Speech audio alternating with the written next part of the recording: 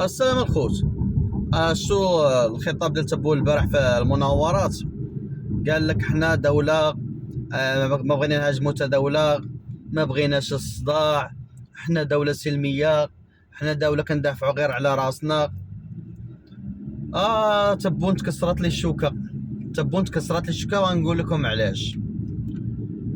أول حاجة المغرب ولا دولة قوية، المغرب ولا دولة قوية بزاف عسكريا.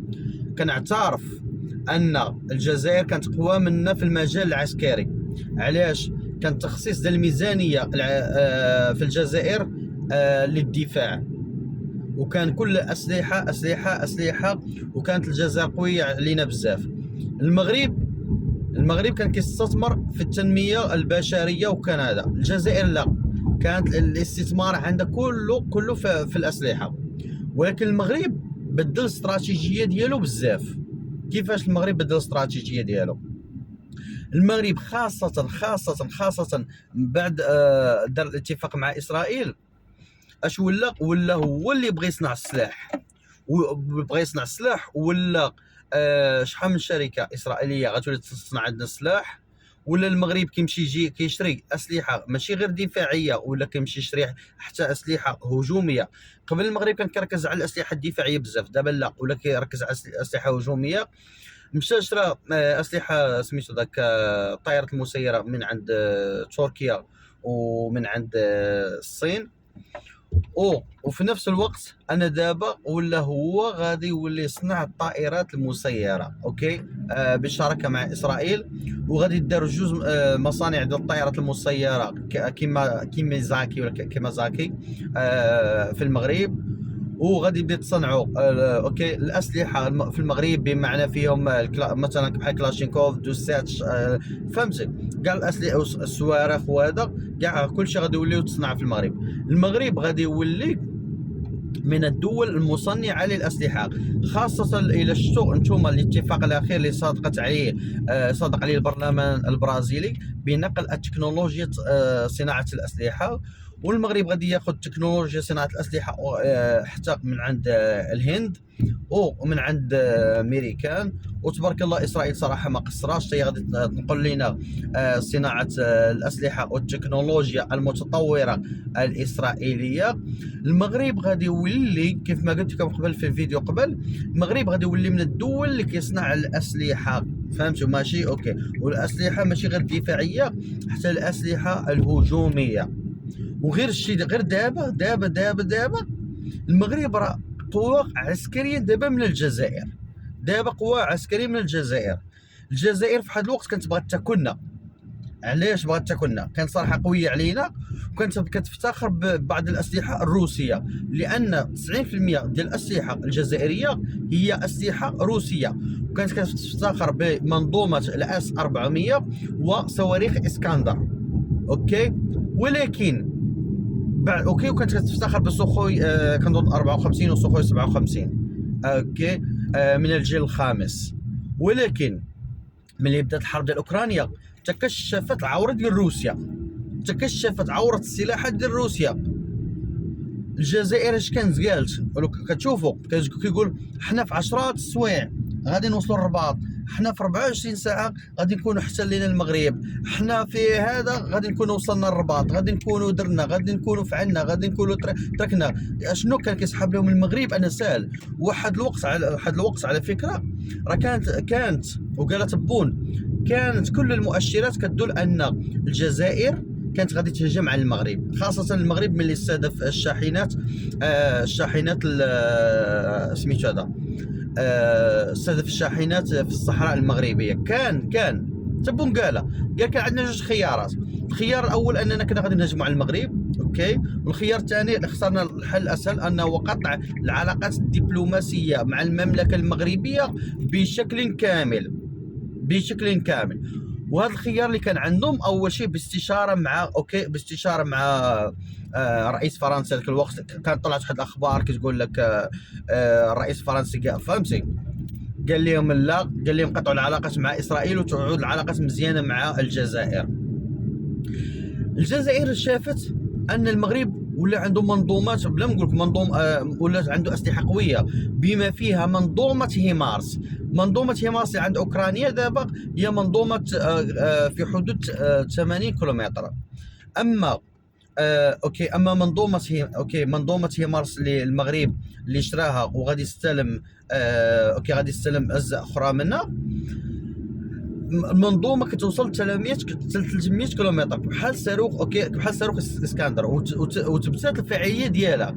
هذه المنظومه ديال هيمارس العالم كامل ولا بغى يشريها، العالم كامل ولا بغى يشريها. زائد صواريخ ستينجر المحموله على الكتف، زائد صواريخ جافلين. كاع هادو الصراحه ثبتات انهم انهم صواريخ فعاله في في الحرب الروسيه. دابا المشكله ان الجزائر وقع في ورطه، شافت العالم كامل ولا ضدها، وما كاينش اللي غادي يعطيها سلاح، وما كاينش. المشكله الروسي المورد ديالها، المورد ديال الجزائر ما هو روسيا اصلا هي خصها من يعطيها السلاح. راه روسيا اصلا هي مشات جابت السلاح من عند ايران ومن عند كوريا الشماليه، لان روسيا ما كانت البلان اللي كانت حطات روسيا ان في 15 يوم انا غادي تحتل كييف وتحط رئيس موالي لها. ولكن الحرب هي ولات في سنه و4 شهور، والحرب غادي تستمر على حساب الحرب غادي تستمر على حساب الناطق الروسي الناطق باسم الكرملين بيسكوف، ان الحرب غادي تستمر تقريبا 5 سنوات. وروسيا بغات دير واحد القضيه، هو انها كانت بغات تجمد هذه الحرب هذيك تصنع الاسلحه. وهذا لا، امريكا قالت لها لا، الحرب بغينا تكمل، الحرب بغينا تكمل حتى الاخر، ما بغيناش الحرب انها تجمد ما توقفش. المشكله ان روسيا وزياده على ذلك ان روسيا ولا عند السلاح في خلل بزاف. حتى هذوك الرقائق الالكترونيه وهذاك الشيء يقولوا كيهزوهم منين، ولاو كيهزوهم من ثلاجات، ولا كيهزوهم من الاجهزه الالكترونيه في البيت، ولا كيركبوهم في المدافع، ولا كيركبوهم في هذا، لان ما بقاش عندهم. لان امريكان فرضات عليهم عقوبات. ماشي امريكان، راه امريكان، الامم المتحده، الاتحاد الاوروبي فرضوا عليهم عقوبات. كتشوف بزاف ديال الطائرات وهذا ولاو كيطيحوا كيقول لك خلل فني.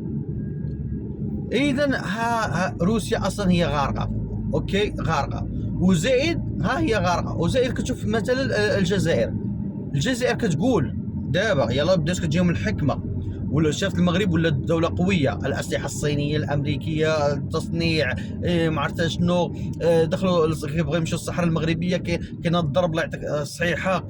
وباعترافهم ان تقريبا راه مات شي 3800 ما بين بوليزاريو من الجزائر ملي كيبغي يقتحموا الجدار الدفاعي. ما لقاوش حل، ما عندهمش الحل.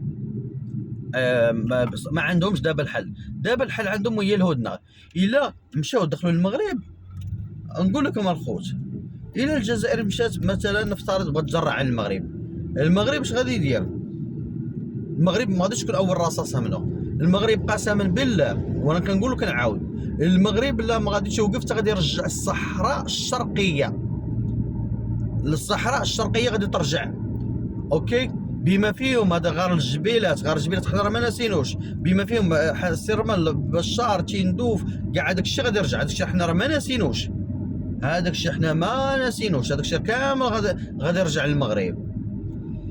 دابا هذا اللي شاف دابا تبونو وشنقريحه شافوا ان الوضع ما مسلكمش، شافوا ان روسيا اللي تتعنى بقوتها واقوى دوله، ثاني اقوى دوله في العالم، ما قادره دير والو مع دوله كاوكرانيا، شافوا راسهم غادي يخسروا الحرب. هاو ليبيا وخذوا عبره حتى من ليبيا، غادي يخسروا الحرب صافي، غادي يخسروا الحرب، غادي تدمر الجزائر. وزياده على ذلك المصيبه والمعضله ان المصيبه والمعضله ان بوليزاريو غادي يوقع عليك بحال مع فاغنر، حتى هما غادي يقولوا حنا بغينا غادي يقول لك حنا بغينا نحكموا الجزائر، لان حتى هما عندهم طموحات. لانه دابا البوليزاريو اش كيقولوا تيندوفوا بشار هادو ديالنا، والجزائر تما راه حاسين بهذه القضيه من قبل. ترى علاش لو لاحظتوا على الجزائر ما كتبغيش تسلح البوليزاريو باسلحه اخرى، اسلحه قويه، خافت لا تقلب على الايه، والايه تقلبات مع هاد الميليشيات. انت شوف شو وقع في السودان، شوف مثلا شو وقع في روسيا، كان باقي لي 200 كيلومتر ويدخل روسيا. ايوا ونفس الحال ونفس السيناريو غادي يوقع حتى للجزائر. شوف، هو عاجلا او اجلا اش غادي يوقع في دوله الجزائر؟ دوله الجزائر غادي تقسم، غادي تولي دويلات، وكل واحد غادي يرجع حقه. يلا الخوت، يلا تهلاو في راسكم.